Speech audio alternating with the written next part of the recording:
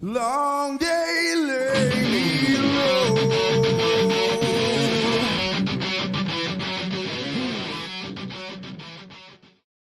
Yo, determination! Welcome everybody. Jason Bascom here with another. We're showing another campaign. We're showing another campaign. Can't stop, won't stop. Bow. Determined to get these books out there, get them funded, get them in your hands, and if they are funded, just to get more attention on them. So, with me, bringing in the lovely co-host, the amazing Angela Curry. How's it going, Angela? It's going well. How are you doing, Jason? I'm doing fantastic, doing great, and hopefully we don't hear your. Did you shave your head? Did you shave your head? Yet, no. No, it's on the list of things to do. Yeah, you have to get on top of this. Around the time of my taxes, when I get my taxes done, I'll look into making that appointment. I could suggest the nice hair clippers too, if you like to shave your head. You know, I'm an expert, so and a good razor. You know, and if you hear it, let me know, because then I'll need to adjust. So yeah, just let me know what's going on there. I will. And today we have an amazing human. I think he's a human. I don't know if he's a lizard man in a human skin. That's to be determined. I'm not one to judge. We are judgment free, like Planet Fitness. We got Paul. What's going on, Paul? Hi. Thanks for having me. Yeah, you're welcome, man. How's your day today, dude? Great. It feels like spring out. Oh, what parts of the region are you in? I'm in Iowa, so. Iowa. Okay, yeah, I'm Ohio, so okay, yeah. I mean, warming up off and on. Yeah, it's nice. Part of the country. Yeah, she's all the way over the West Coast. Yeah, but originally from the heart of the country, so. Okay. To give you an idea, it was 85 degrees midday on Friday, and it was 25 at night. So. Yeah, that's what it's like living here. It's you have all 4 seasons in one day. Yep. It's this most idiotic thing. I told Angela before. I want to move somewhere where there's 3 seasons, none of them winter. So, like, give me fall and spring. I like them. You know, they're nice. Summer, 4 months is good. But aside from that, I love winter, but it's nice to get the kids outside. You know, they've been cooped up for the last 6 months. So. Yeah. Are they? Do they go to school? Are they homeschool? Are they too young for stuff? Or we homeschool. So. You homeschool? Yeah. Nice. Yeah. We gamut. We got a 14 to 4-year-old. We got 6. Oh wow. So. Oh wow, dude. Jeez, man. You got a household if anything. Yeah. You got a commune. That's what I say. Where I live, like my whole family lives like all under one. We got like 2 or 3 generations sometimes under this roof. So, it's like I tell everybody it's like a commune. I'm like, you know, you constantly hear doors slamming and people doing stuff. So yeah, but sorry, I gotta turn my heater off. Yeah. So you've been. I mean, I think I saw this campaign a while back. So you've been. How long have you been doing writing? How long have you been into the game? So I started writing about 2 years ago, and I started on one campaign, and it was kind of my introduction to the indie world, and it didn't really work out. So then I started this campaign here, and I've been doing that for about 9 months. So yeah, it sounded familiar to me. I was perusing the Indiegogos, and sorry, I hear noises. So yeah, I was perusing Indiegogos looking for things, and luckily you're not shadow banned, so that's good. Yeah. Because it's just ridiculous what's going on over there. But I check every once in a while to see if I can join the club, but so far so good. Yeah, you kind of don't want to. What's up, Aria? How you doing? Aria Black's going to be on in a couple weeks. We're going to be talking to him. But yeah, dude, I what's that, Angela? Bancroft is here, and so is Noah. Yo, what's up, Bancroft and Noah? Good to see you. Everyone, share this out, by the way. Yeah, get some get some eyes on this.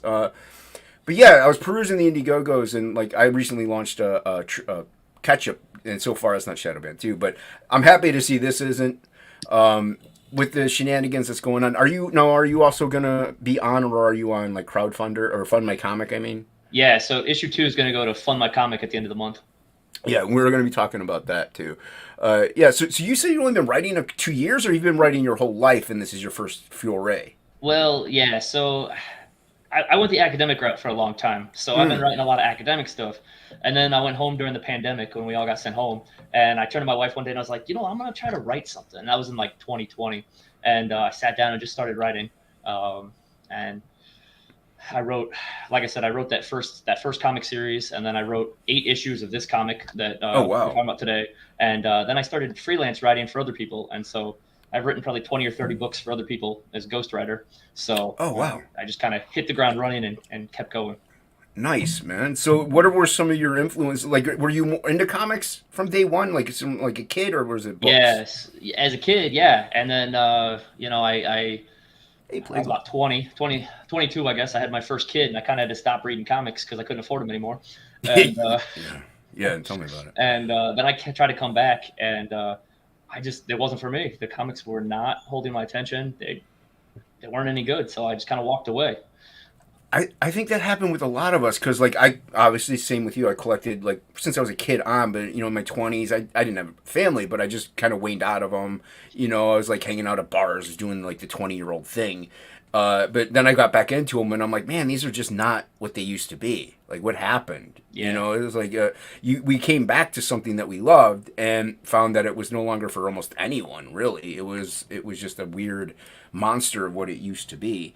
Hey, what's going on, Peter? Good to see you. Yeah, I would say it was like about 2014. It was clear to me that like this wasn't the comics I grew up with. They didn't care Yeah, about story anymore, and they didn't care about continuity. Nothing.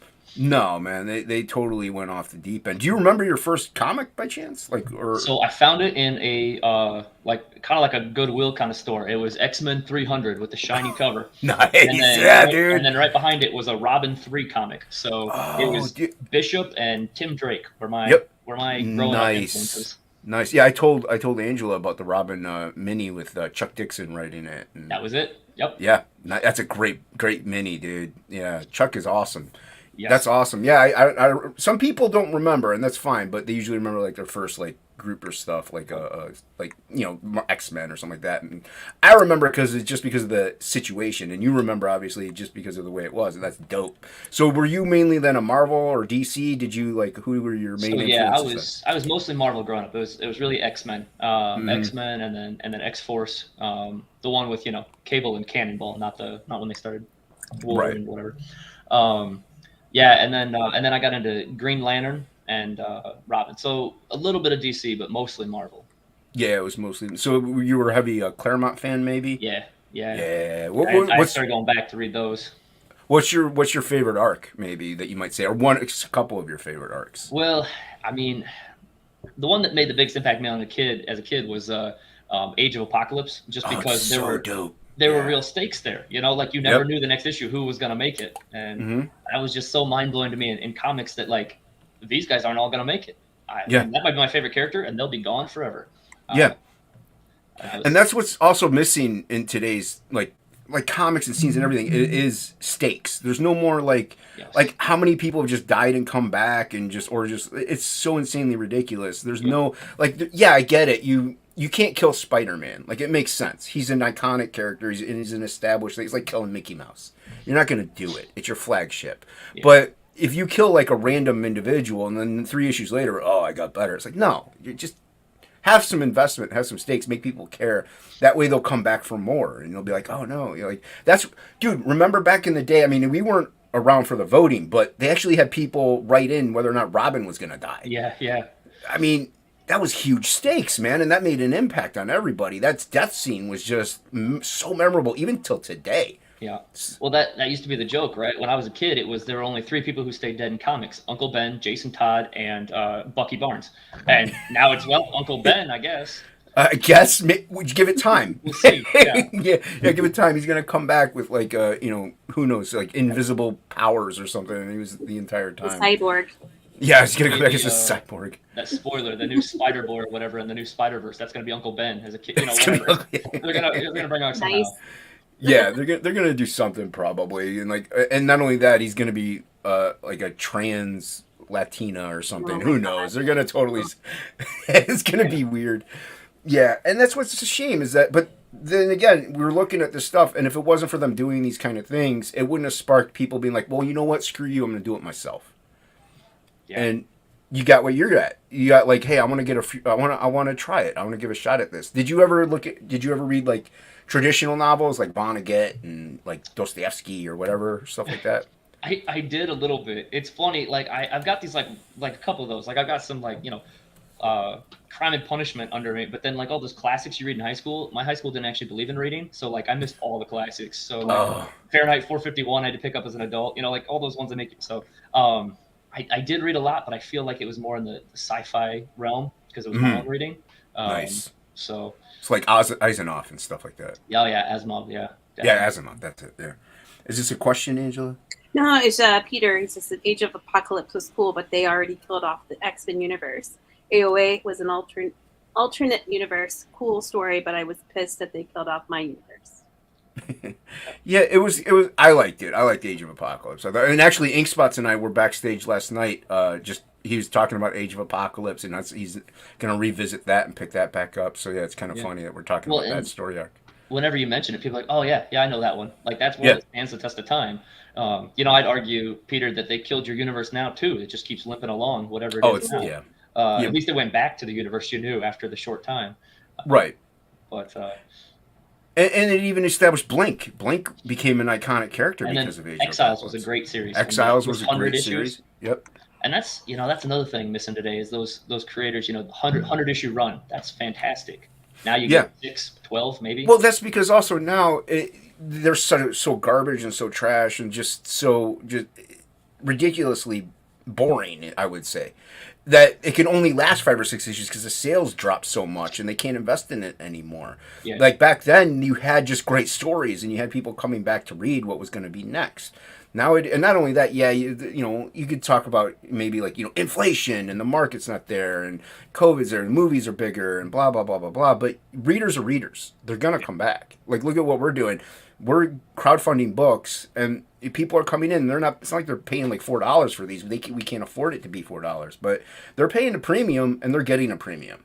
Like, that's why these cost so much too, is because it's a premium product. Yep. Yeah, and you know, especially as you get into your second, third issue, when you're established, people are like, oh yeah, I know what I'm getting. I know what quality to expect. genuine. Here's my $15. Here's my $25. Whatever. Right. You're willing to pay if the story's there. Yeah. And like, I've been influenced heavily by music and movies and all that stuff, plus comics. I mean, without a doubt. But like, what were some of your like movies that you maybe like hit you as a kid or growing up that made you be like, yes, this is kind of cool. I want to write about this kind of stuff. Because Fallen Man looks like kind of reminds me a little bit of Conan in a way, like the essence of it when you first look at the campaign. Um, yeah, well, that's cool. Yeah, I like Conan growing up. No, my favorite movie is got to be Starship Troopers. I don't admit that everywhere, but yeah. It's a fun, dude. It's if you don't take it seriously, it's a fun movie. Yeah. Like it's just whacked out. I know it's like totally different from the book people say, and like they did it totally was a different. But book? yeah, Yeah, it was a book. yeah, it was real. It's still on the military reading list too for strategy or whatever. So Really, people I like didn't used know to take that. it Oh my serious, Wow. and then they made the movie, which was it was a joke about it, and people kind of missed it when it came out. But it Mhm. was a satire. Um, but yeah, so that's my first series was actually like a sci-fi thing, and so that was kind of dipping into that. But yeah, and then I grew up on Godzilla and giant monster movies, so obviously that played a little role in this one. Um, Nice.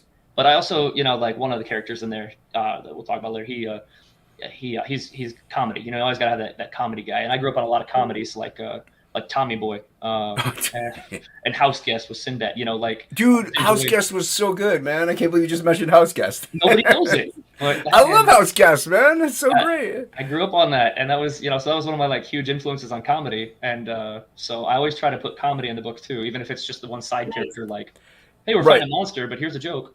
Well, that's the thing. Like, I'm a comedy guy. Hot Fuzz to me is like the pinnacle. It's one of the best Yes. out there. I mean, it's so good. But I'm a huge into comedy. But like, if people like look at me and they look at my artwork, they instantly think horror because I'm into metal. I draw these dark, evil monsters. I'm like, I actually really love comedies. But I don't really.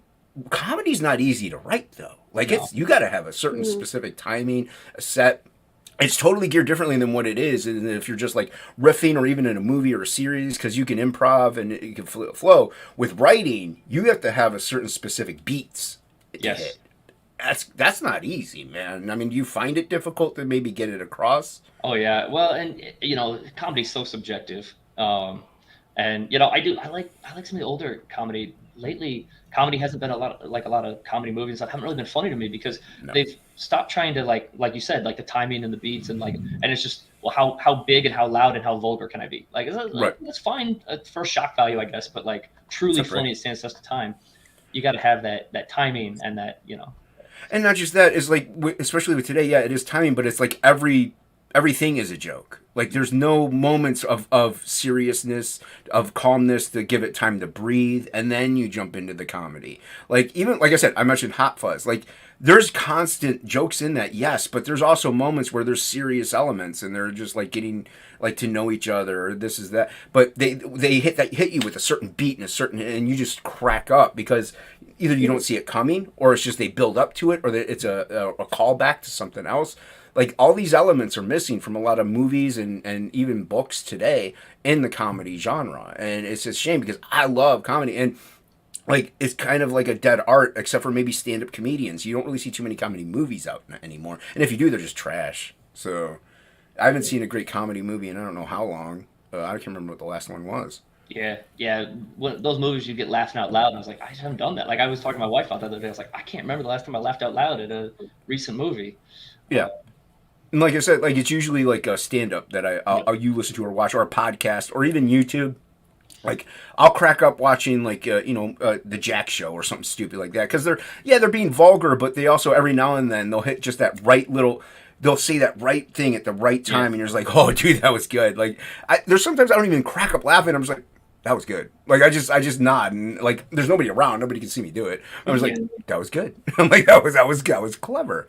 But yeah, that's hard. But this obviously isn't a comedy book. Like there's a comedic character in it, and like I guess I'm focusing on this in a way mainly because I try to be that comedic character sometimes. I know how serious life can be, and when people are always like kind of down and out, I'm always just like, hey, look at me, be stupid, or something dumb, because I like to elevate things and make things more humorous, so I can understand why you have that character, that jokingly or levity in that one character in this book, and that's missing actually from a lot of things because Marvel has it, and like every single character in every movie is like that. They're all funny somehow. It's like no.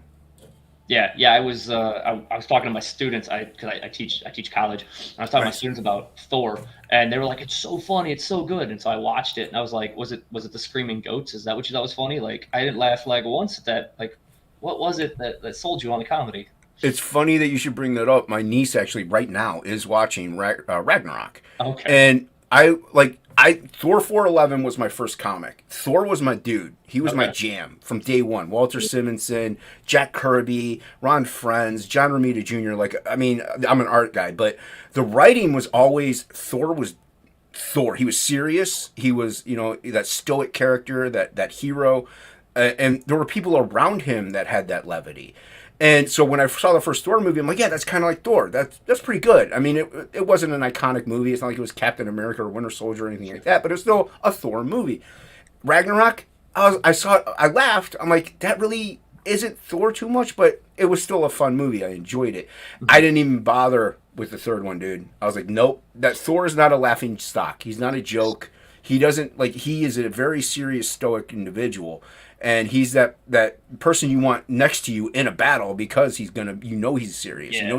He's not gonna sit there and shoot off one-liners and make everybody crack up. He's gonna be there and just literally put the hammer down. Yeah. Yeah, like that scene in Infinity War when he comes down and just tears up that whole. You're like, that's the Thor. That's the Thor we all know. Yep. Yeah. So it's kind of funny you bring up Thor. Yeah. My niece is watching it right now. Yeah. And like I said, and also, once again, that comes with Taika Waititi just being like in Ragnarok, he didn't have full control, and then in the third one, it was all him, and he just destroyed the whole thing. But I thought the same thing. I watched Thor, and I was like, well, that was funny, and then I started thinking, I was like, but that's so out of character. It's not the character.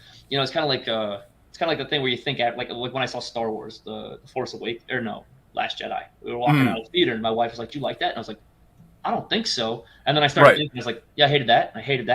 You got to sit on it for a minute for it really to sink in. Like when you're watching it, like I'm not saying it was good when I watched the first time, but Thor, you're sitting, you're watching, like, oh, it was kind of funny. It was kind of funny. And you get to the end, you're like, but that wasn't the character. That wasn't what I wanted. And it ages. The more you watch it, I think it ages worse. It does. It really does. Is this a question, Angela? Well, he's making a joke that Black Panther and Multiverse of Madness were good comedies, and he laughed all through both of them. But, yeah, and once again, keep, and that's the other thing. Come with writing and everything like that. You have to keep with your character's continuity. You have to keep Yeah. within Yeah. their element and their that it's that's why. That is why we also get upset whenever they take an iconic character and then they make him like we don't care that people are gay. We care that you're changing somebody's entire personality and persona and making them something they're not, because you don't do that. It's not like I all of a sudden just, oh, whoops, I'm a black woman now. It's like, it doesn't happen. It can't happen. Well, Like, I mean, I'm not, there's certain elements where you got to stay true to your character Yeah. and be who they are. You got to treat them as if they're living entities. Take them seriously as that regard, even if they're not serious individuals. Like if it's like a clown or something and it's a funny character, you don't all of a sudden like, oh, this clown, all of a sudden he's like stabbing kittens. It's like, that's not a clown. That's not what clowns do. Now, if he was done that his whole life, yeah. But no, like you got to stay within the confines of what the character is. Now, that's not to say they can't grow. It makes a little sense for Thor to develop a sense of humor hanging around with humans. Like it makes sense. The more in contact he is with humans, he might understand sarcasm a little bit and get to know these things. But it's not going to be Thor Love and Thunder level. It would never get to that point because he is downright serious. You have to know your characters and you have to keep them in that regard and treat them true. So yeah, and like this is now Fallen Man is your first book, first successfully funded crowdfunding book. So this is kind of like your baby then, right? Yes, it is. Yeah. So So whenever you were writing these, do you develop the character first? Do you like have a Bible going, or did you just like write the thing and being like, oh, I really love these characters? Yeah, I came up with the main character, and then I kind of added on a cast. I wanted because each one kind of brings their own personality to the table, and I wanted to create kind of a big team, kind of like the old X-Men books. You had a big team, and they all brought something cool, not only cool powers but different personalities that work together differently. And so I kind of started writing a rough outline, and then as I was going along, I was like, oh, this character, this would add a lot to it if I had a character like this. And so then I kind of go back and rewrite and write that person in, and I ended up with about 7 characters. Oh wow, man! I thought would go well. Yeah. Nice. So it's gonna be a big team book. It's gonna be nice, and dude. Team books are not easy. Most people try to focus on like one character to get that character development going. So yeah. And each book is gonna kind of focus on one character too, while like kind of a backstory, while including the main cast too. That they're going through the main stuff, and then you kind of go back and learn something about one of the characters.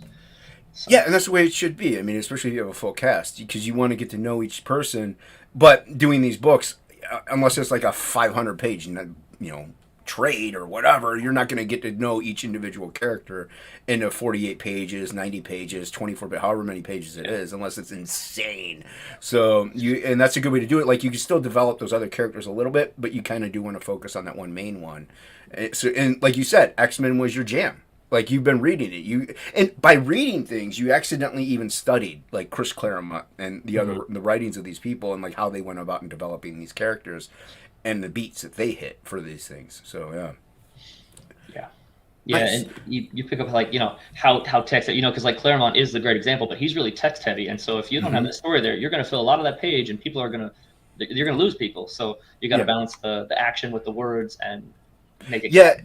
And with comics, it's a very different beast because it's a very visual book, a very visual medium. So and there are examples of just like Silent Night by Frank Miller is one I reference a lot, whereas there's no word balloons except for the very last page. There's just a bubble. But there still needed to be a writer for that. Like somebody had to write, Frank Miller did, but somebody had to write the panels, the beats, and like what was going on. And if you don't have that cohesiveness in there, it'll fall apart completely, even though there's no dialogue. So, but you can have heavy dialogue and have a very compelling. Look at Watchmen. Look at all these things that are heavy in dialogue. They flow great, but you can overdo it. Like you could just have way too many panels, and the next thing you know, there's like word balloons, an entire panel, and you get like an eyeball in one. So it's like it's a balance with comics. What was that joke probably about a year ago now, the one with Colossus, and it's got the word bubble the whole way down the thing, and he's lecturing him about, well, it's a joke, but like that. Like you never want to do that. No, yeah, you got to let things breathe.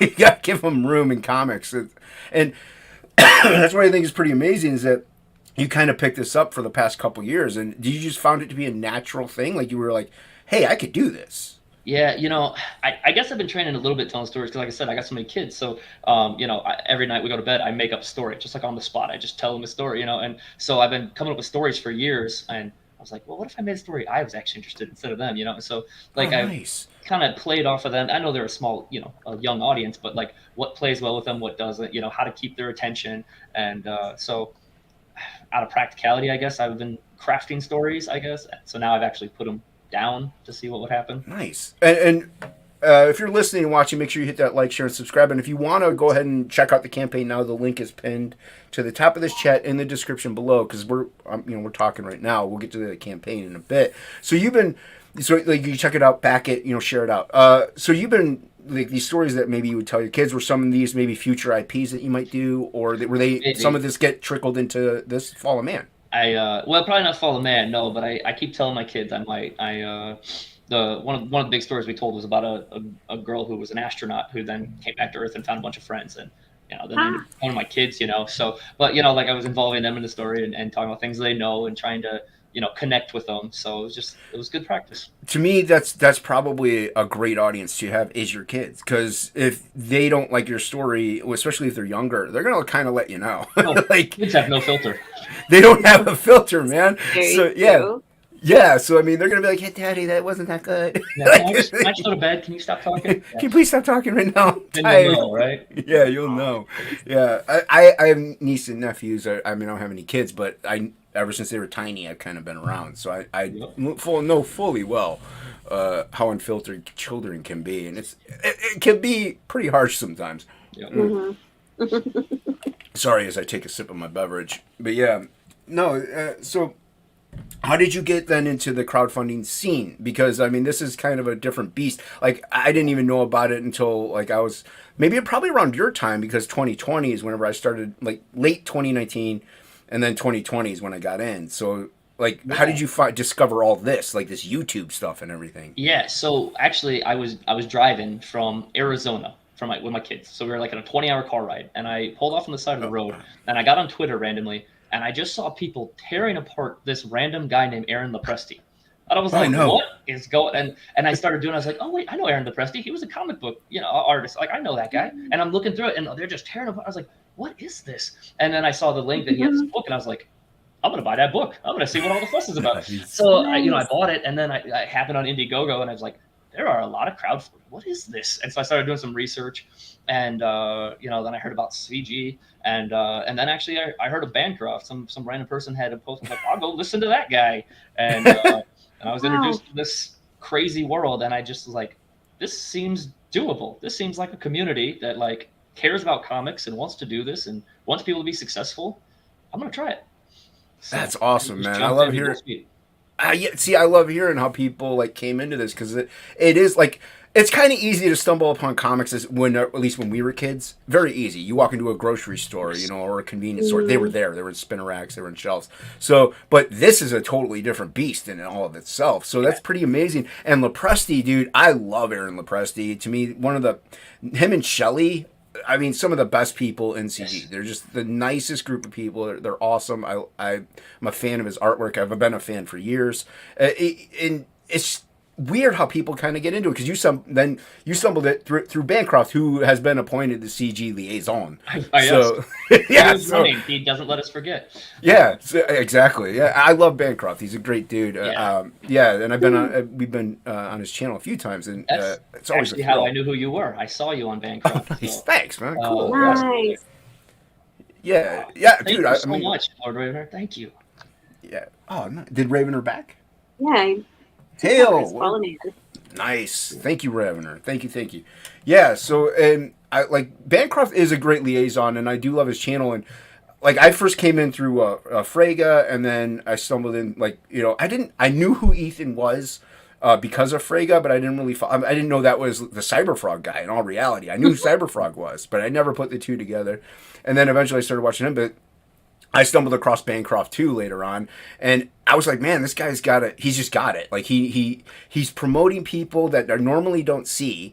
I love that, and that's what I kind of wanted to do here as well. Is like like the big guys promote the big guys, and they do promote. They help out the little guys too. We've all probably been on like CG, the CG one with Malin, and like they help out. I'm not saying they don't, but us little guys kind of got to promote the little guys, so to speak, too. And Bancroft is doing that still today. Like he'll have on campaigns that are launching or not even funded yet or may need more attention, and if he thinks they look good, he'll have them on, and I love that. And I kind of modeled this a little bit after Bancroft, just because I really liked the way he was doing that aesthetic.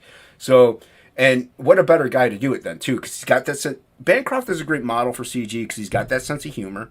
He knows how to rib. He knows how to be serious. He takes this seriously. Mm-hmm. So it's a great model and a great viewpoint to have. So to come in through Bancroft is just wonderful. Have you been on his channel? No. Bancroft. Hey, I gotta earn it. You know what? I gotta make this thing look good enough to sell him. So. I think this looks good, man. That's why I asked to have you on. No, but I have had great reception from people. I mean, people have been like, well, I mean, you reached out to me. People have been reaching out to me and said, hey, you want to come on my show? Yes, that'd be great. You know, I had never even left a comment on YouTube before I found like this stuff. I didn't even have an account. Same. I was on here, nothing. And actually, Elliot Rodriguez was the first one to have me on the show, and he actually did one of the covers of my comic. He was like, hey, I'll draw this for you. I'll clear some time. I'll draw this for you. And then, hey, come on my show and talk about it. And I was like, I've never been on camera before. I don't know what that is. And so he helped me out. He brought me on. He was so cool about it, and just kind of spiraled from there. Yeah. So. Now, were you always like a natural on camera, or were you a little uneasy at first? Because like you're pretty chill, you know. So. Well, thank you. Yeah. No, I got some practice. Like I said, you know, when I was younger, I thought talking in front of people was terrifying. Just absolutely. Yeah. And then I went into teaching.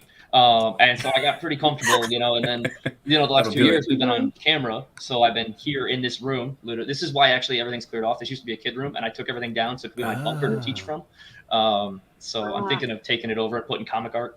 I was going to say, yeah, well, if you're teaching from it, it might be a little different as to reasons, but yeah, you kind of need something hanging up though. Yeah. Well, and that's what I didn't want, like, because, you know, I teach politics. So, like, I don't want anything on the wall that would give away any sort of, like, you'll see something like, oh, well, clearly he thinks this. So, dark blank walls, and I just called it my bunker.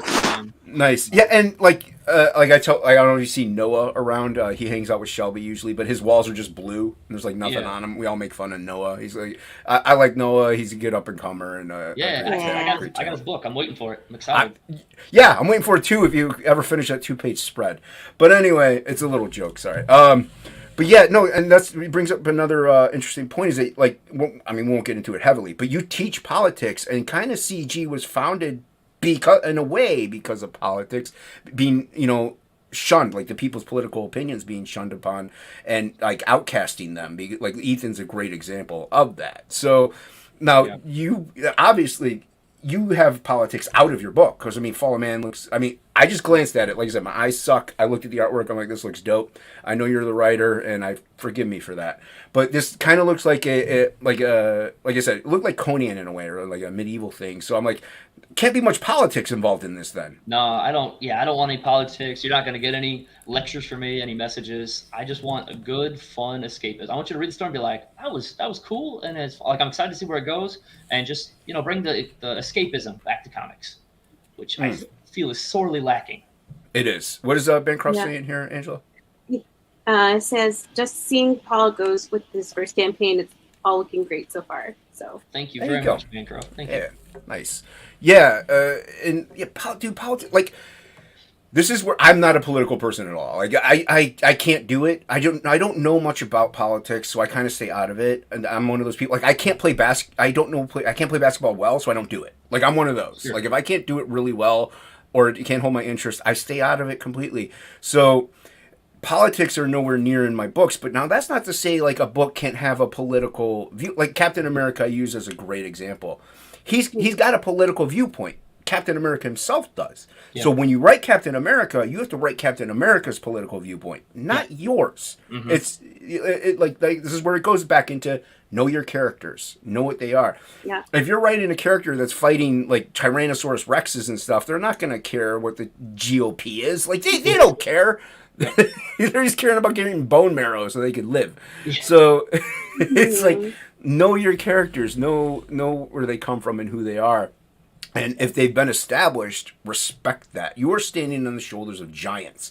respect it, you know? So, and now with us, we're creating our own giants. Like we're building from the ground floor up. Now, yes, we are we're coming in with people because of giants like, you know, Ethan and Malin and like your boy Zach and all these people.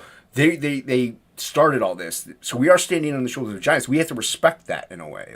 Like these are our characters. There's nothing to do with that. Mainly like the idea and the mindset. Fans first, quality books. Yep. You know, keep your political agenda out of things in your comics. Now, that's not to say you can't go on YouTube all day and discuss your viewpoints and stuff like that.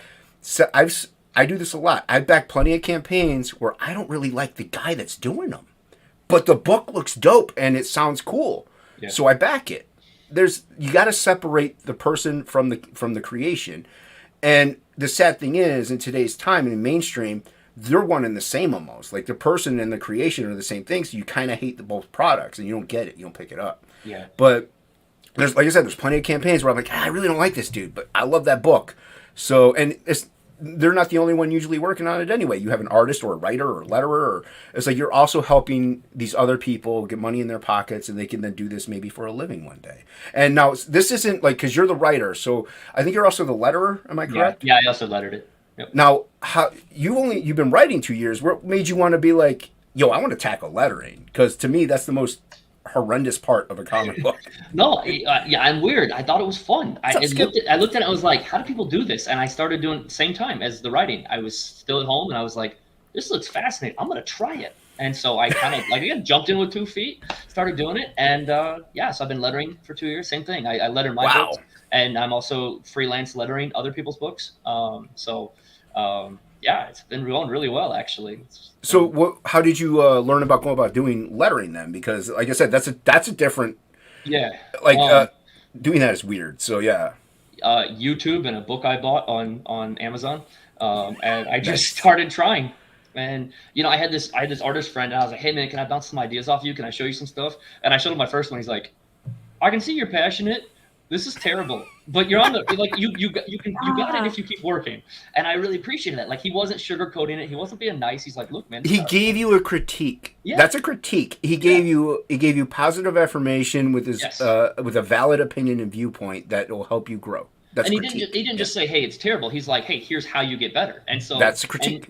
And so then I was like, well, I'm gonna try this. So I threw it out there. I was like, hey, I'll letter your stuff. And I did the first couple for free because I was like, hey, I just want practice. Like I'm new, but I'll do it for free. And cool. Every time you just learn something new. And so I probably lettered 40 or 50 books now. Just nice. And most of them will never see the light of day that I know of. But had a couple you still get them out there, yeah. Same nice. thing. Is this a question, Angela? It's a Lord Ravener. Covers are awesome. The monsters look great. Story catches your interest. And what's the estimate on this? And do you mean delivery? Have joined. Yeah, that's what I'm guessing.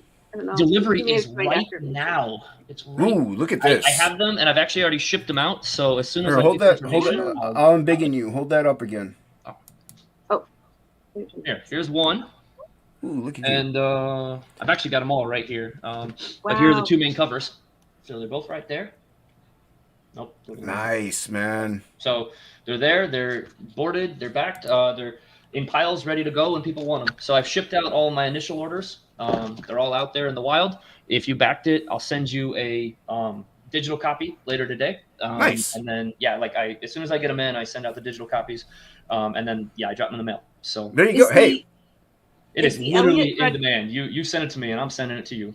That's so good. Is the Elliot Rodriguez cover still available? Yes. Yep. That's this one. That's this one right here. All right, move them. No. And I've got about 15 of them left, maybe. Get them while you can, people. Yep. Yep. Nice. Cool. Nice. Yep. So you did you deep into your own pockets then to do this, and then this so you're doing trying to recoup expenses kind of in this regard. I that was kind of the thing. Like I said, when I went to my wife, I was like, hey, I want to try this, and I don't really know how much it's going to cost, but like, can I try it? And like, I just want to do it. I just want to get something under my name on it. I would just like to see if this can be. And so I did it all. I did the art. I brought in the colorist, then I did all the lettering, and then we crowdfunded. And I said, guys, this book's done. It's ready to go. It did take me slightly longer than I thought, just because I didn't know what I didn't know about post stuff. you know, the actual printing, and then the printer actually printed all of one copy completely wrong. They used the wrong file. Oh So I had to no. send it back, so there was a delay with that. But yeah, so it was completely ready to go, out of pocket. So that's why like my funding goal was so low, because I was like, I don't actually care what I make. I just want to get this in the hands of readers. You know, Nice. So yeah, this is mainly for like shipping costs then probably and stuff Yep. like that. Yeah, nice. And then it, oh, yeah, go ahead. Yeah, no, and that's really cool. So your first foray, you kind of were like, this is kind of my thing. I'm gonna do it. I'm just gonna Yeah. do it. That's Yeah. awesome, man. This wasn't like a, hey, I'm in this to see what I can, like, this is like, I want to make this thing and I believe in it enough. I'm putting my money where my mouth is, and we're gonna make it work. Nice. So yeah, people, you can back this now and be well assured you're gonna get it because it's You're getting done. it. It's done. So yeah, that's really awesome. And yeah, that's kind of what I would like to do too. And like, I want it. Yeah, I like the crowdfunding thing. Don't get me wrong; it's fun, it's engaging, and everything like that. I would love it to be its own entity, though, and like to be self-sustaining, as to where you just have to really, order the book online or wherever, and I could ship it to you. We could just print it and go and go and go. But we kind of have to go the crowdfunding route at first because you can't afford to do that all the time to print it yourself. There's just no way. It's just not feasible unless you're rich, like you're a millionaire or something. Did you you hear that I said I was a teacher? Yeah. Exactly. You're not. So, yeah, which, that's admirable, by the way. I can't believe you teach. So, yeah, I can't do that. Yeah, but you can't do it. You have to crowdfund. And sadly, it's the way to go. Now, the crowdfunding is a tool as to where we can maybe hopefully get it to be its own self-sustaining entity. And you could just then print them and print 1,000 books maybe, and then put them on a Shopify account or something and be like, hey, get them while you can. Once the order's done, it's done. And that's one way to go about it. So yeah, let me do this. So are you still teaching? Yeah. You are? Yeah, okay, that's cool. That's the room he teaches from. Yeah. Well, so I am back on campus now. So yeah. So okay. teach All right. history and politics by day, then I homeschool by night, and then I write and letter late into the night. So nice. Oh, wow. Living the dream. Yeah. So as we established, you're the writer and letterer. So who do you have the art from? Obviously, so the artist is a guy named Ben Worrell. I just randomly reached out to him on Facebook when I decided to do this, and he was really cool about it. The first page he sent me was actually that second page. I was like, hey, how good can you draw monsters? Yeah, that one. That was his first shot in the dark. I said, hey, I want a big kaiju that's got 4 arms and looks cool, and that was his first try. So incredible. I was like, I think this will work. I think this is going to go really well. Yeah, this is really cool. I love the artwork on it. And like I said, I'm an artist. That's why I never considered myself a writer. I'm always, even today, like Shay will have me on, like she's had me on writing pros. I'm like, I'm not a writer, but I'll come on, so, and she's like, you're a writer, you wrote books. I'm like, well, no, I'm an artist. But, so when I look at campaigns, I can zoom in and I could read the things if I really try, but I mainly look at the artwork. If I love the artwork, then I'm like, yes, I want this. Hopefully the story's good. I've said this a million times. Pedro Ang has Tropical Magics. I backed it. It took me 4 hours to read a 48-page book. So because of my vision. So that's why I mainly just back it because of the artwork. But this looked dope. This looks sick. I love the artwork on it. Yeah. So, what's the concept behind this book? Tell me the plot line and all the fun stuff. So, humanity got into another big war and blew themselves up. As you can see on that first page, they dropped these bombs. But I went with the classic trope of Godzilla. These bombs gave superpowers to people. That's where the superpowers come from. These people started being able to do crazy things, and so society's collapsing, and they're trying to hang on. And then a solar flare hits the Earth and wipes out technology, just completely puts us into a dark age. And then as soon as that happens, all of a sudden, the Earth starts shaking and rumbling, and these monsters just wake up. They've been dormant for however long, and all of a sudden now you've got these giant kaiju roaming the Earth with these superpowered people trying to survive. And the reason why I did that was I watched Godzilla vs. Kong, if you ever saw that movie. And I was watching it and I was like, or, even the Transformers, I thought this way back when Transformers, I was like, the humans don't actually matter in this story. You could make this movie, remove the humans, and it actually doesn't matter because these robots are fighting each other, or, Godzilla's fighting Kong. The people are just there to say annoying things. And so what would it be like in a world if the people actually matter? So, like you see on the cover here, you've got this guy who can shoot lightning. He can bring a kaiju to his knees by hitting him with a lightning strike. What would it be like if you had these superpowered guys who could go toe to toe with these, monsters in the wasteland? And so, those three guys on that cover there, they're part of the main cast. They're part of this tribe, trying to survive. And, they're actually kind of the good guys in the world. It's a harsh wasteland. Everybody's dying and it's terrible and the monsters are everywhere. But at the end of the day, they want to do good. They're going out there trying to save people. They're trying to bring people back, and so their tribe is pretty big from all the kind of wasteland survivors. And then things go bad. Kaiju find them, people find them, and it's this kind of moral test of, can you really be a good person in such a bad world? And can you hold to your morals if you're really tested? And that's kind of what this first arc is about. Nice. So this is like a post-apocalyptic kaiju monster fuel, atomic sun blazed fury of entertainment. It's crazy. It's kind of funny. Like, these bombs happened, and then solar flares, and then talk about bad luck. And that's really, I hate to be mean to my characters, but that's really what it is. It's just bad luck after bad luck after bad luck. Like, you're like, I'm going to do the right thing, and then you're like, oh, well, that backfired terribly. So how do you respond to that? But I mean, that's life, though, dude. Like, they say bad things happen in threes. You know what I mean? Like those things. Like Inkspots and I, we were backstage talking. And he's like, yeah, man. He's like, I'm finally getting healthy. But the next thing you know, I got blood clots. I'm in the hospital. My diabetes my vision's going. It's like, yeah, man, all this stuff's happening. So bad luck happens. Like, these things do transpire. They take place, and it's pretty horrific. And these people have to kind of fight to survive and find their way. So. And so that the guy, the lightning guy, he's the main character, and he's always been this good soldier under this old guy. These tribes are founded around guys who are either telepaths or can control pheromones, and they can actually control the kaiju. So this tribe actually has their personal kaiju, and that's what keeps them safe. They can fight roving, feral kaiju, or they can go and fight other tribes. And there are good and bad people who control these kaiju. And so, that the guy in charge has always been a good guy. He's always been the voice of reason. He was there before society collapsed. And now this new guy's like, well, can I really follow his morality? Can I really be that good person? And do I really believe that stuff? Or was I just always following orders? Nice. And so as they go out in the wasteland, they kind of get tested with that. But yeah, people love the kaijus, man. They love the big monsters and the beasts, and people like look at Mad Max. People love post-apocalyptic stories. I'm a fan as well. So and I wrote this story, like I said, I wrote this number one, and then I was like, nothing I hate more, like you were saying earlier about continuity. Like you're reading later and you're like, well, they just stuck that in there. So I actually wrote the first 6 issues before I started even working on the first one, so that you could have the first arc. So the first main bad guy, the whole first arc is completely written. And as I was writing, issue 3 and 4, I was like, oh, that's a really good callback. I'm gonna slip that into issue 1. And so there are payoffs down the road. Oh, thank you very much, Rick. Thank you. Yeah, hail. Thank you so much. Nice.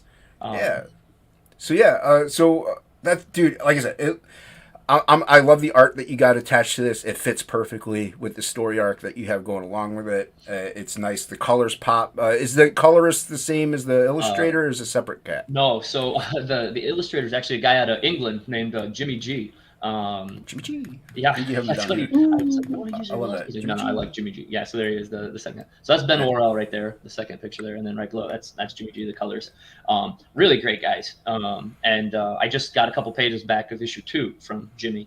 Nice. Friday. So, So it's great. Yeah, and when he showed me those first couple colors, I was like, yeah, it just really makes it come alive. Like you it does. I love, dude. This page was like, this is the page I was like, that's cool.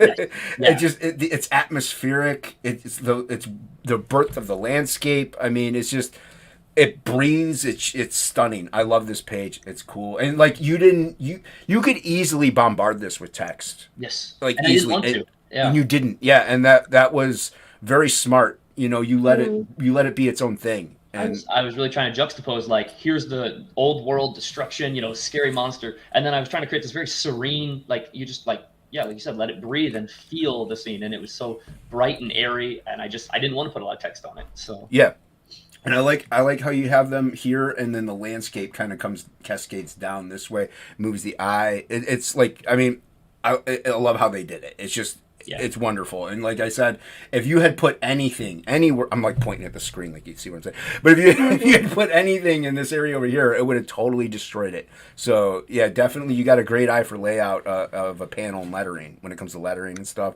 And you have a good eye on flow and how to direct the movement of the eye. So very nice, nicely done, sir. Thank you. Yeah, this is dope. So let's go down the tiers because we got to go down the tiers. We got to talk about the tiers. So you got a featured tier. I love featured tiers. It's usually what I pick up whenever I'm backing. Yeah. So yeah, what's this one? The featured tier. What's the featured tier? Oh, so the featured tier. Okay, so I have visuals. I brought visuals, right? So you can see. Oh, yeah, visuals. Let me begin. Like I said, so like you guys already saw, you get the Elliot Rodriguez cover, you get the Ben Worrell. And then you get a black and white edition where it's all black and white except the sound effects. I thought that'd be kind of fun to pop with just a little bit of color. And you can see more of the team here drawn there. And then you get a sketchbook. So as you can see here, I was trying to kind of give you a behind the scenes look. So one page will be my actual script, all the stupid words I wrote. Oh, sweet. And then you see the original thumbnails or pencils by the artist, so you can translate literally. Here's panel 1. Here's panel 1 drawn. Here's panel 2. Straight across. And so this is what is it? It's 50 pages because art and writing. So and then you also get a prequel novel about how the world got destroyed and how they got powers. It's a short novella. It's about 130 pages, but it gives you the background on how the bombs dropped and how they got their powers. And holy cool. Digital edition with it, and then you also get the stretch goals. Oh no, sorry. You also get prints. You get a print of this nice. one. Nice. Cool. And same one. And Elliot Rodriguez's cover. Oh, cool. And Ben Worrell's cover, and then you get 2 additional prints because of stretch goals. One done by Luke Stone, and then another done by Nicholas Mueller. Wow. Characters. And then you also get a bookmark and a sticker by 6 a.m. Oh, yep. Got to have that 6 a.m. sticker. Yeah, dude. it's not a CG campaign without the sticker. That's so great. That's right. That's right. So that's everything that comes in the featured tier. And wait, it's only how much? $50? $50. Are you you crazy? Do you not want to make money? It's a deal. Wow. This is my first, my first campaign, and I really want to be like, I want to give you guys I know I'm new, nobody's heard of me, but if you back this and you take a chance on the featured tier, you're gonna get a ton of stuff. And I want you a ton of stuff. You're like, this was worth the money I spent. This was worth taking the chance. Dude, I've seen campaigns where $50 is one book. Like that's crazy. Only 25 pages. So, originally right off the bat, I thought, well, it should be half price of a usual 25 book because it's half the length. Yeah. You get so much. This is a good deal right here, and I'm glad you have this at your featured tier.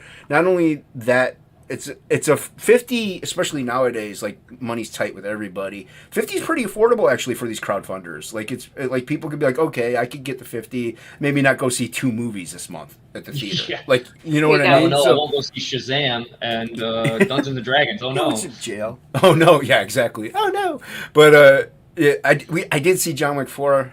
How was it? It's there. It's there. It's a little bit too long, dude. It's a little bit too long. You would say that. It's a little bit too long. We'll go into it later, I guess. But I would wait for it to come out on Netflix or HBO or something. But anyway, I love this tier. I think this is great. 50's an insanely great deal. It's just crazy, dude. Would you have? And I'm a line guy. I'm black and white book. I mean, you got me, dude.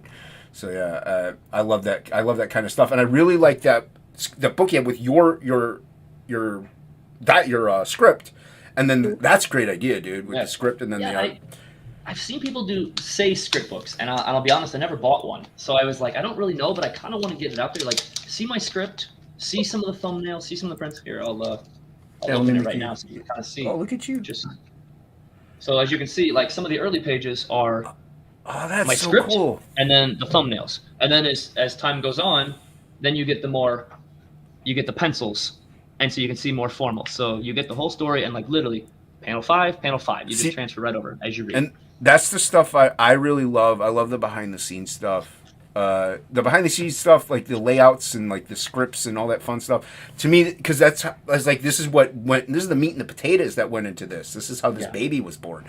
Yes. And I like to see how babies are born. So and like I said right at the beginning, I've got a little footnote that says like, here's my script, mistakes and all. yeah, Like what's I up, Henry changed, Davis? being the letter, I changed some lettering on the fly, so like some of the dialogue won't even match up, just because I want you to see like literally here's this is a community that loves the behind the scenes, they love the making of it. Most of us are creators, so I thought here's Well, literally an inside look, and I right, wanted and to not do only that, if you think about it, the YouTube thing is the behind the scenes too, because you could see Mm. people talking about the story development or working on the pages and stuff like that. So putting out the book that combines it all, yeah. it's great. So, but not everybody can get a 50 feature tier. That is, 50. It's affordable, but it's still pricey because it's 50. Don't get me wrong.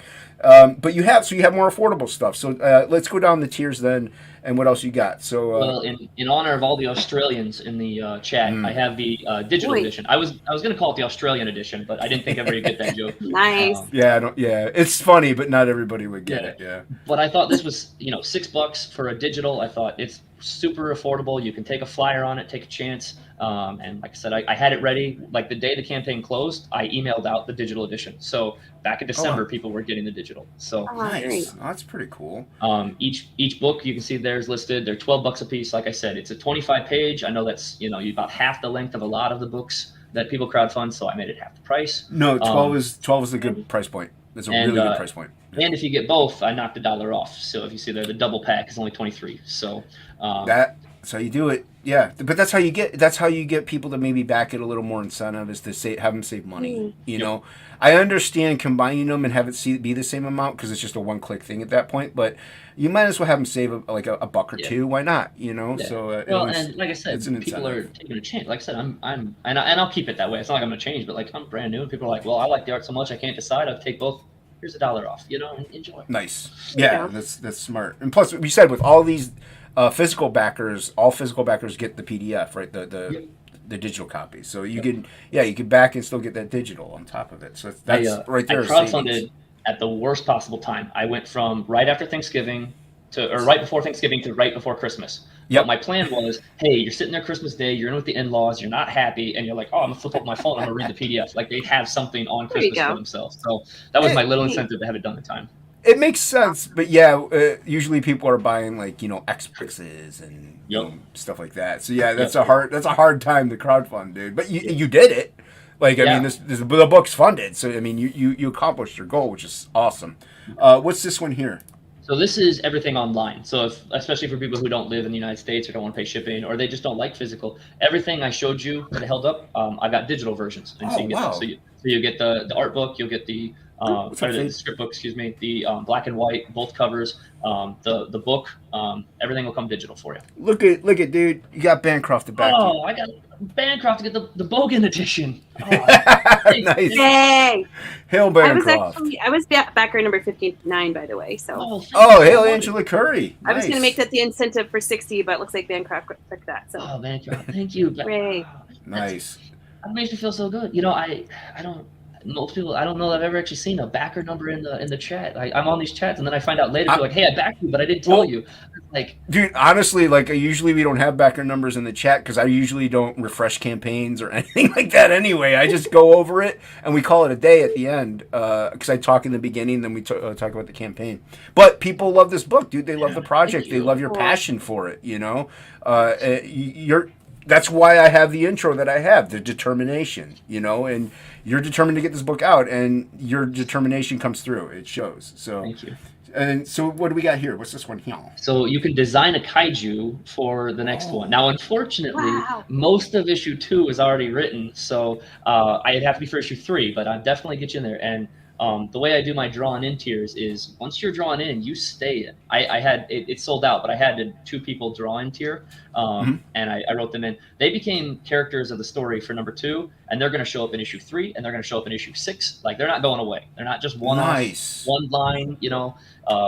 And so same with the kaiju. Like if you design a kaiju, that becomes a kaiju part of the lore. They're going to pop up over and over again. They're going to be, maybe the main tribe will get them. I just. Look at you showing up everybody else because they're drawn in tears for us was like you're in a page. Well, I take it seriously. No, I'm kidding. This is great. This is awesome. Yeah. No, but you believe enough to spend the money to want to be in the book. So I'm gonna put you in the book. You're gonna be part of it, and you're gonna be part of the lore from here on out. That's awesome. So Yeah. Yeah. So if anyone wants to design a kaiju, That's tempting, dude. I would love to draw kaiju, man. Lord what's- Ravener, excuse me, he was backer number 57. So thank Yeah, you Hail so Ravener. and then much. Yeah. Look, like I said, it's great if people back during the stream. Please toss up your names. Yeah. What's this one here? So this is Elliot Rodriguez's original cover art for Ooh. that. So you get the 11 by 17. He'll package it up all nice and pretty and send it to you. And if you buy that, of course, you'll obviously get. I'll probably just throw in a featured tier, honestly. I know I have listed Rodriguez cover, but if you back his art, I love his art. He's doing Yeah. he's doing a 2-page spread of the heroes for number 2. Ooh, so nice. he's gonna do 2-sided cover. So I'm gonna throw What's up, Romy? stuff at you for supporting him and supporting me. You're gonna get Nice. it all. And dude, this is a great deal for Rodriguez art. I mean, this is a great price point, and plus you're getting everything else. And you're getting everything else. Yeah, this is a if. I mean, yeah, don't get me wrong, $350 is still $350, but at the price, that's a great price point. That's amazing because usually you just get the page or something and that's it. But even still, you're getting a cover of Elliot Rodriguez on top of getting everything else in the campaign. That's a steal, dude. That's a great deal. Yeah, you definitely hammered out this campaign very well, dude. It's nicely set up, nicely built. I love it. This will be up at the end of the week, right? At Friday, this will still be here. Yeah, I'm gonna leave this up until issue number 2 goes live at the end of the month. Okay, and that reminds me, we are gonna the sign up for issue 2 is not there. It is okay. The sign up's available for issue 2. Everybody, Angela, I don't know if you can. You don't have this link probably. So I'll get it. Yeah, tell us a little bit about issue 2 real quick. So issue 2 is gonna pick up right where issue 1 leaves off. If anybody reads it, it leaves kind of on a cliffhanger, so it picks up right there. And it's gonna be a little longer. Next issue is gonna be 32 pages. Nice. Thank you. As I was just going through with Ben actually on Friday, 28 pages have been thumbnailed, 24 have been penciled, 20 have been inked, and 5 have been colored. So we're most of the way already done again. So when the campaign goes live at the end of April, I'm gonna go 60 days this time. I'm moving to Fund My Comic because Indiegogo. I don't want to be shadow banned. I've talked to too many people on the internet. They might take my campaign down. Oh my goodness. So I don't want that to be happening. And right. I'm excited about Luke Stone's project here on Fund My Comics. So I'm putting it there. I'm sign up jumping is in. super easy because I just signed up. Perfect. Yep. And so that'll go live. I will have issue 1 available as a catch-up tier, but I'm going to have a different cover. Elliot Rodriguez's cover is going away until I do some special hardback at the end of 6 issues. So you want to grab it if you can now. Nice. I'm gonna basically that featured tier. We're gonna do it again with issue 2. We're gonna do another script book, same style. We're gonna do a black and white edition. There's gonna be a sequel to the book. It's a 3-part book, so it's gonna be the first 3 campaigns are the novella. So basically, what you see there for the featured tier, same thing over again. Nice. That's a great deal. But who knows? He may increase the price, everybody. So keep your eyes out. It's a great deal. It up to like $13 because there's a couple extra pages. You never know. Yep, that's true. It's gonna be a thicker book. So yeah, you're gonna. And if you have a featured chair like this, it might have to increase by like $5 or $10 never know. because of the weight Yes. alone. So keep your eyes open. Just as a side note, one of the things I like to do in my campaigns is give back to charity. So every physical book that's bought, I give $2 to charity. Look at you showing a different everyone. That's not what I do. I just I got into this as a I know, thing man. I'm just playing. And I just really thought it was something I could do, and I was really that's awesome. So each comic will have a different thing. So that's so good. Nice. Awesome. And if you want to find out more, it is actually down at the bottom of that the page here. I've got just a little short thing about doing it under. Let's do it. Yeah, right there. Right in those words there. Yeah, it's all busy, but. My apologies about I can't read that. No, it's fine. It just talks about the reason behind the name of my comic company, and that kind of segues into. Well, what is it? So AGE is the initials of children that my wife and I have lost in miscarriage. So we like I said, we have 6 kids, but we had several children lost in miscarriage, and so as we named them, I wanted this to be a legacy not only for my children but as a kind of remember thing. So that's why it's instead of age, it's AGE. Because there's a Mm. double meaning, not only their initials, but also in life, as you were saying, there are different ages, different seasons where there is good and there is bad, and it's good to remember that you get the hills and the valleys, and so that's what that's for. So the first campaign donates to a company that helps people in that when they lose stillborn, miscarriage, lose children. They kind of come alongside them, and if you've ever had that happen, Oh, you okay. just like you don't know what to do. Like you're like, I'm so lost, I don't know how to function. So they bring you meals, and they kind of come alongside, like, hey, what do you need today? If they got other kids, like, hey, we'll They're a set up care shoulder. for your kids. Yeah. So that's what that's supporting. So every Nice. physical book, Yeah. So $2 for that company. Is yeah. that So there you go, based in your everybody. area? That They are organization, or in is it? they are in Iowa, but they have reached out to others. It isn't a U.S. thing, but they have reached out to other states, especially if you know someone. Awesome. They will Wow. work with them too. So there you go, everybody. When you back this book, you're not only back getting a great quality book, but you're backing a great cause too. So that's really awesome. I know plenty of people. My niece had a miscarriage, so I know plenty of people, and it isn't easy. So yeah, It's one this of is those a things great cause. Yeah. nobody ever talks about, and when it happens to them, they think they're the only ones, and there's no one out there, no one to Yep. talk to, no support. So that's why I thought for number one, that would be the cause. That's a great cause, man. That's really admirable and a good way to show all of us up by. I'm just kidding. By Yeah, actually giving back to that's everything. That's dude, awesome. Love the campaign. Friday, I will have money. Uh, so yeah. yeah, I'll be a backer It'll on be there. Friday for sure. Awesome. Is there any questions in the chat anybody might have or? Yeah, it is good stuff, Bancroft. It is good stuff. Any questions in the chat? Angela, do you have any questions for Paul?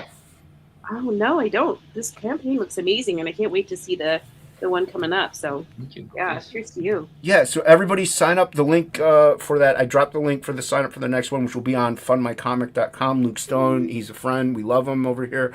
I'm looking at Fund My Comic as well for stuff in the future, possibly. So, keep your eye out on that site and follow me. And 2 will be over there, so you can pick it up there. Is 1 up there too, or just 2's going to be over there? Just two, because it's Okay, so okay. soon. I didn't think it was. I should put one up Well, there when it's on demand on Indiegogo. So Gotcha. Yeah, well, But- I know like Pedro's second chance for Tropical Magics is over at fundmycomic.com. So My goal is writing these shorter ones is to get more regular releases. So like I'm hoping to do 2 in the end of April through the end of June. I'm hoping to deliver by August, and then I'm going to launch number 3 hopefully in September or October. So I'm gonna and I'm gonna try to have at least 2 or 3 a year come out is my goal right now. that's a good goal. And That's then the way it should be. Yeah. yeah, so then you get this regular release, because I love the long books. Like I've got tons behind me. Like the most recent one I had just show up. Here's a shameless plug. Kids and monsters. I'm excited for Oh, this. Kids and Monsters. Um, Yeah, Yay! Adam Lawson. Yeah, That's I'm so awesome. excited to dig into it. That's why it's literally within reach. It's my next, my next one. Or like I backed Mavericks too. Whatever. That's another one over there. I had And a I piece love of those long Mavericks. releases. But for me, I also have an attention span where like, oh, I forgot about that. Oh, and so like I kind of want to keep it regular and keep the story going. Well, So for me, that's why I chose the shorter book. That does remind me also. Let me bring this up real quick. If you're watching on Facebook or on YouTube or anything, if you can't afford this right now and you wanna click the follow button. That way, anytime he does an update or anything, it'll show up in your email, and that way you'll be like, "Oh yeah, I wanted to back that." So if you have the attention spans that we do, that's probably a good idea to go ahead and do it if you can't back right now. That way you can back in the future and show Paul some love and that charity some love as well. So click that follow button if you can't afford this. Share this out, by the way, on social medias. Not this, you don't even have to share the stream. Share the campaign out. On social medias. Get it out there. It's a great looking project, great looking book. He's got plans for the future. You can tell Paul's very passionate about this. So yeah, it's something that you can invest in and have a great story along with it. Oh, Yeah. just real quick. So will the first book be like a tier, or will it be available in the next campaign? Yeah, so I'm gonna do a catch-up tier, but like I said, I'm gonna do a different cover. So Right. the 2 covers I have now are gonna go. I will have limited availability of whatever's left of my stock I want to part with, and then after that it'll be a different cover. So these are limited edition first edition copies that won't exist anymore. Yeah, that's as it should be on the campaign. You get it first shot at it, so on and forth. Now that's not to say you won't have extra copies if you're at like if you happen to do a comic convention, like you have your originals, but they'll be at a markup. So so you got to get them while you can. So yeah. Like I said, Some I've person got, have a question? No, he just bought Absolute, which you probably want to talk about that later. Oh, I forgot about that. But go ahead, Paul. Sorry.